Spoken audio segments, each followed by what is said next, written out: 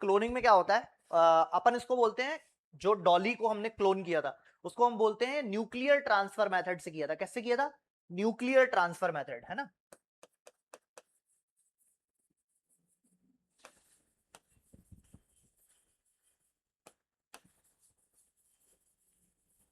Nuclear transfer method. अब ये nuclear transfer method क्या होती है?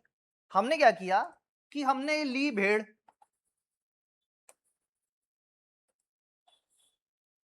ठीक है, हमने ली भेड़, ठीक है, हमने भेड़ की अटर सेल्स ले ली, ठीक है, मतलब इसके थन की कोशिकाएं, अटर सेल्स ले ली। इसकी अटर सेल ले करके हमने, इसके अंदर होता है न्यूक्लियस, ठीक है, और हमने भेड़ के अंदर का ओवम ले लिया, ओवम मतलब अंडा, ठीक है, तो वो ले लिया हमने। तो ये है अटर सेल जो कि नॉर्मल सोमेटिक सेल है, ये है ओवम जो कि जर्म सेल है। अब आपको पता है कि ओवम के अंदर एक न्यूक्लियस होता है, एक इसके अंदर होता है न्यूक्लियस। तो हमने क्या किया कि ओवम के अंदर जो न्यूक्लियस है, इसके अंदर जो क्रोमोसोम्स है वो क्रोमोसोम है एन। एन का मतलब क्या होता है? Half of the total number of chromosomes. ये तो पता है आप लोगों को, जो कि मियोसिस से बनता है। तो half of the total number of chromosomes वाला ये न्यूक्लियस हमने बाहर निकाला। बाहर निकालने की अलग अलग मेथड्स होती हैं। हम एक इलेक्ट्रिकल मेथड होती है, इसके अलावा पेनिट्रेशन मेथड भी होती है। दो अलग अलग मेथड से हम उसको बाहर निकाल लेते हैं। और यहां पर जो सोमैटिक सेल है, इसके अंदर न्यूक्लियस है, इसके अंदर टोटल क्रोमोसोम कितने हैं? डिप्लॉयड 2n, जितने होने चाहिए उतने। तो हम क्या करते हैं कि इसका न्यूक्लियस उठा करके इसके अंदर ट्रांसफर कर देते हैं।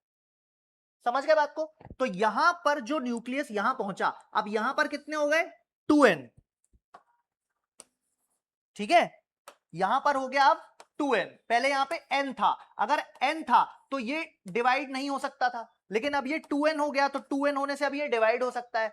अब ये डिवाइड होगा, ये 4 सेल्ड स्टेज में आ जाएगा, 4 सेल्ड स्टेज में आ जाएगा, जाइगोट बन जाएगा। इसको हम उठाएंगे और हम किसी भी भेड़ की, कोई भी भेड़ हो सकती है, उस भेड़ के यूट्रस में हम उसको ट्रांसफर कर देंगे।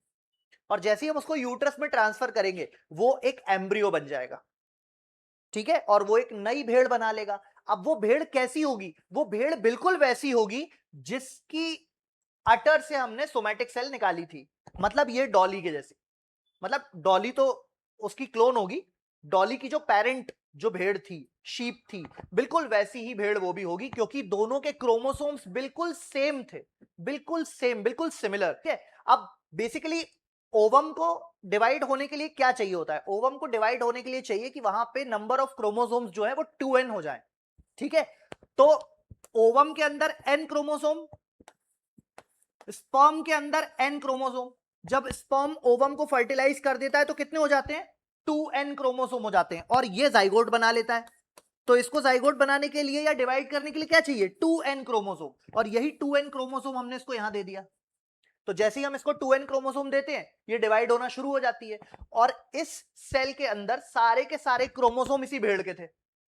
यहां पर आधे क्रोमोसोम मदर के हैं, आधे क्रोमोसोम फादर के हैं, लेकिन यहां पर पूरे के पूरे क्रोमोसोम्स इसी के।